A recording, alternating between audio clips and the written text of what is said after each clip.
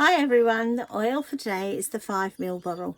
So whether you got the 15 ml pack or the 5 ml pack, you will always only get a 5 ml of ice blue. So ice blue is also known as deep blue over in America.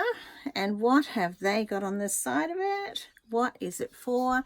You always look at your blends and have a look and go, oh, now I have a better idea of what this blend is for.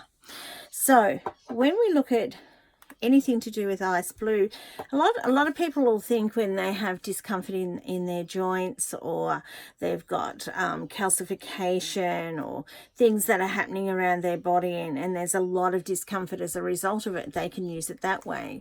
However, it also could be if you have things going on in the time of the month for a woman, that it will also work to comfort that area. So people, as I've suggested over the time, is peppermint and lavender. But if it's really intense, that tension, I would even go and put some ice blue on it.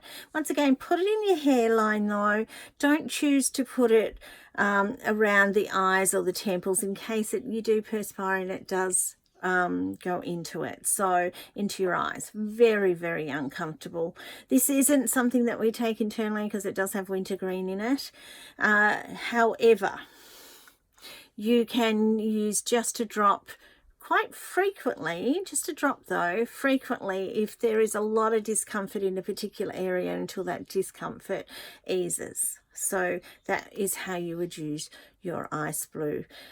I haven't really heard of anybody who diffuses it, because when you open it, it does have the aroma of a sports club room. Okay, I'll speak to you soon.